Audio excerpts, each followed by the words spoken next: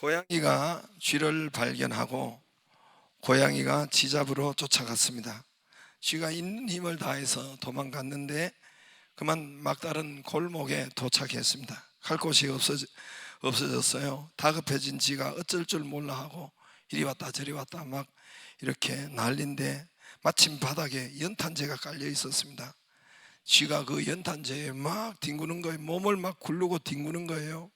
고양이 앞에 희한한 광경이 벌어진 것입니다.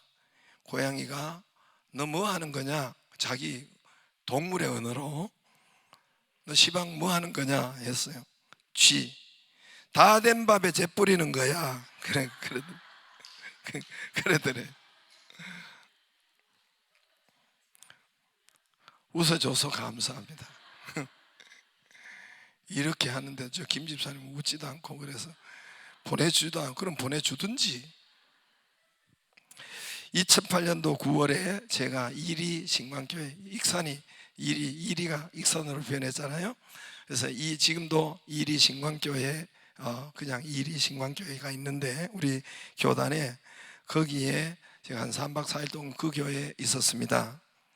우리 장로교 통합총회 103회기 통합총회를 이리 신광교회에서 했기 때문에 거기에 가서 있었습니다.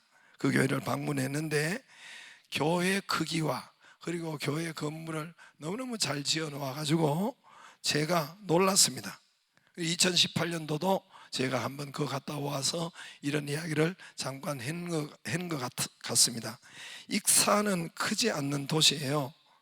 한 27만 보니까 28만 정도 인구가 있는데 그 교회는 얼마나 큰지 본당 좌석이 한 2,500석에서 3,000석 우리 배나 돼요. 우리는 꽉 차야 한 1,500석 이렇게 할 수가 있는데 좀 널널하게 하면 1,300, 1,400 이렇게 우리가 앉을 수 있는 본당인데 거기는 2,500석, 3,000석 교회 그것만 있는 것이 아니라 주차장 크기도 500대, 600대가 동시에 들어갈 수 있는 우리가 아무리 꽉 채워도 한 200대 아래 위층에서 못 돼요.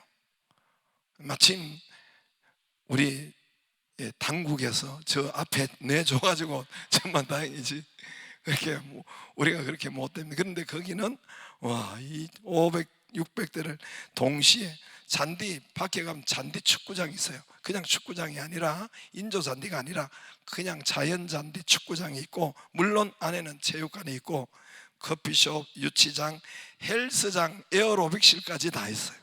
서점이 있고 아니 익산 인구가 27만, 28만인데 이렇게 크게 지어서 정말 익산 사람들이 다 와야지 될 수 있겠는가 이렇게 생각을 했어요. 연면적 전체 평수가 1만 4천 평 건물 전체 평수가 1만 4천 평 정도 됩니다. 1만 평이에요. 우리가 겨우 2,600평인데 1만 여러분 별로 놀라지도 않죠. 그것도 지방도시 익산 지방도시에서 이 거대한 교회가 진짜 감당을 할 수 있을까? 그렇게 사람도 얼마 안 되는데 이만큼 올 수 있을까라는 생각을 했었어요. 그래서 아마 그 교회에 분명히 건축에 대한 아마 이야기 스토리가 있을 것 같아서 제가 자세히 알아보고 들어보았습니다. 그 교회 한 김 장로님이 계셨습니다. 김 장로님이 익산 시내에 아주 좋은 땅 1만 3천 평을 이 김 장로님이 가지고 있어요. 그 8차선 대로변에 또 익산이 자꾸만 개발되니까 그 대로변에 1만 3천 평의 땅을 가지고 있었답니다. 아주 위치가 좋아서 그분이 이제 계획을 이제 그 아파트를 지어서 1만 3천 평에 그래서 분양하려고 그렇게 계획을 가지고 있었답니다. 그래서 김 장로님이 그러면 여러분 아파트가 1만 3천 평에 그렇게 지으면 진짜 여러분 떼부자가 되는 겁니다. 거기에 당시 이리 신광교회가 부흥되어서 새 예배당을 찾고 건축 헌금하고 물색하고 있었대요. 그래서 더 넓은 땅을 물색하고 있었는데 당시 교회가 50억을 이렇게 건축 헌금으로 교인들이 해서 모아져 가지고 있었답니다. 교회와 당회가 그 50억을 가지고 와서 이 김 장로님한테 가지고 온 거예요. 집에 가지고 온 거예요. 김 장로님 가지고 와서 그 50억을 거기에 놓고, 김 장로님, 그 넓은 땅을 그냥 달라 할 수는 없고 교회 돈 이거밖에 없으니까 우리가 그 땅에 교회를 지읍시다. 대로변에. 그래서 50억을 그냥 가져가지도 않고 김 장로님 허락도 안 했는데 김 장로님 집에 그냥 두고 가버린 겁니다. 그 땅은 수백억 줘도 팔지 않았던 땅이라고 합니다. 거기서 아파트를 분양을 해서 지어서 이렇게 자기도 계산이 있는데 그 말도 안 되는 50억을 놓고 그냥 갔다는 거예요. 교회가. 이분이 그것을 받아놓고 고민하던 김 장로님이 50억을 받고 진짜 수백억의 금싸라기 땅을 교회 건축에 들였습니다. 그 땅을 이렇게 헌납했어요. 그런데 며칠 후에 김 장로님이 이 공장에 불이 홀라당 나는 거예요. 그리고 그때 불 난 것도 저도 기억해요. 그래서 방송하고 방영이 되어가지고 저 기업이 이제는 큰일 났다. 불이 홀라당 다 탄 거예요. 며칠 후에. 김 장로님이 너무너무 놀라서 충격을 받고 그 50억 받은 것조차 다시 교회에 돌려주고 그리고 그 땅을 다 그대로 헌금을 한 거예요. 교회에다가. 거기 더하여 교회 건축 헌금을 현금으로 100억을 했대요. 거기서 끝나지 않고 더하여 교회 중직자 300명을 뽑아가지고 선정해서 성지순례를 다 시켜줬는데, 성지순례는 어디로 시켜줬느냐 하면은 로마, 여러분 성 베드로 성당, 여러분 유럽에는 모두가 여러분 교회를 자랑합니다. 유럽, 영국 바울 교회, 네덜란드 어디든 가든 교회가 우뚝우뚝 서가지고 교회를 관광하고, 교회가 관광지예요. 교회가 돈 받고 관광하고 교회가 그렇게. 그런데 특별히 여러분 로마는 교회가 많죠. 많은데 성 베드로 성당은 여러분 아주 유명한 그 지금 교황이 있는 그런 성당을 보여주면서 우리도 이런 교회를 지어봅시다. 이 로마가 성당을 교회를 짓고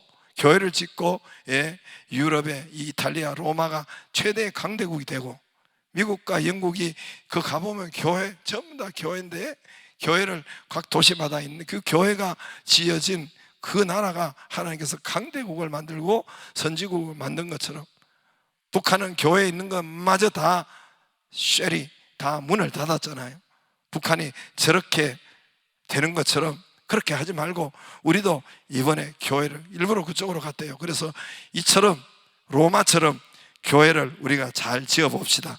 성전 건축은 혼자 하는 것이 아니니 여러분 우리가 함께 지어봅시다. 이렇게 300명을 뽑아가지고 성지순례 하면서 그 이야기를 하더래요.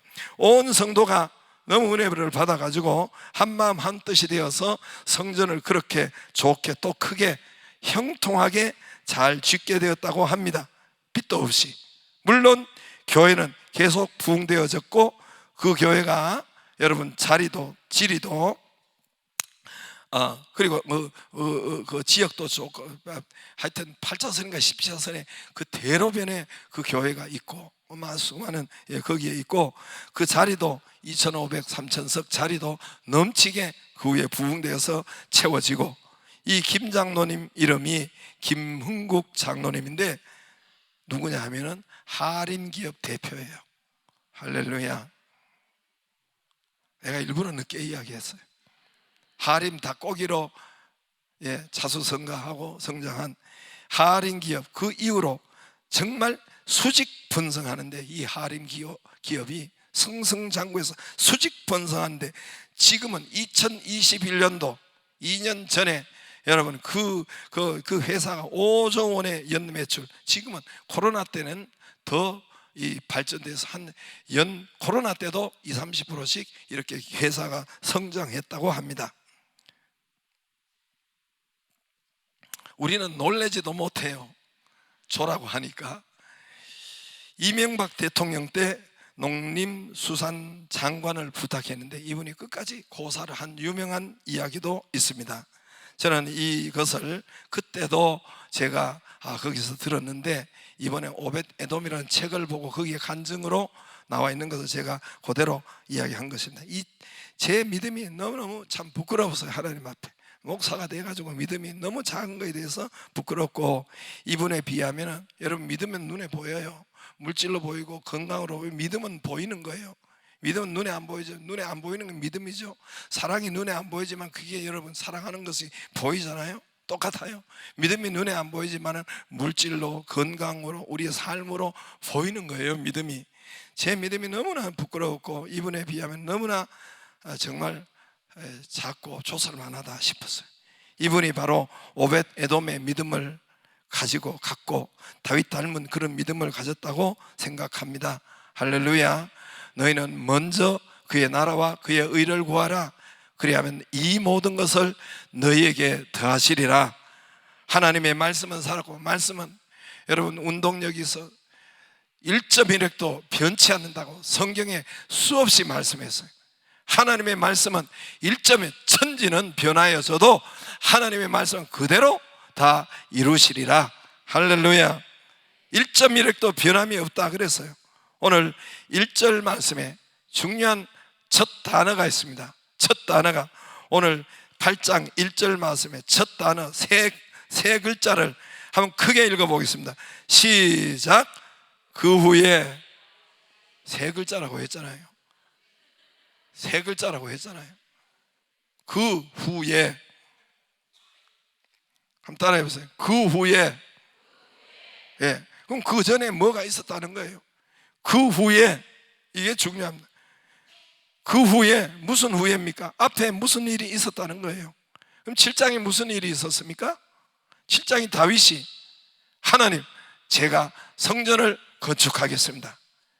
6장에 다윗이 법궤를 모셔옵니다. 그리스도를 예배를 모셔왔다 그 말입니다. 5장에 시온산성을 빼앗습니다. 고개를 들고 저를 봐요. 그만 그거 보지 말고 그거 지금 읽으라는 소리 집에 가서 봐요. 제가 답을 말씀해 드릴 테니까. 그 후에니까 그 앞장에 7장에 하나님 성전을 건축하겠습니다. 6장에 법궤를 모셔오고 하나님의 임재를 그가 모셔오고, 5장에 성전의 터를 시온산성을 차지하고 생명 걸고 목숨을 걸고 차지했단 말입니다. 무슨 말입니까? 너희는 먼저 그 나라와 그의 의를 구하라. 세운 후에, 그 후에예요. 먼저 그 나라와 그 의를 구하라. 먼저 하나님 일을, 성전 일을, 먼저 주의 일을, 영적인 일을, 교회 일을 먼저 세운 후에, 먼저 심은 후에, 할렐루야. 1절에 그 후에 블레셋을 쳐서 항복을 받고, 여러분 여기에 8장에 얼마 되지 않습니다. 몇 절 되지 않죠. 14절 18절까지 있는데 잘 집에 가서 뭔 말 하는지 잘 보시기를 바랍니다.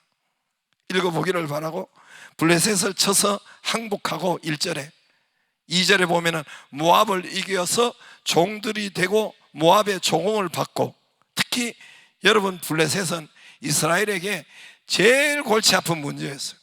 제일 여러분의 고질적인 문제였고, 제일 골치 아프고 가장 가까이 껌딱지처럼 블레셋은 옆에 붙어가지고 이스라엘을 괴롭히고 죽이고, 사울왕 이스라엘 초대 왕과 세 아들이 블레셋 전쟁에서 죽었단 말입니다.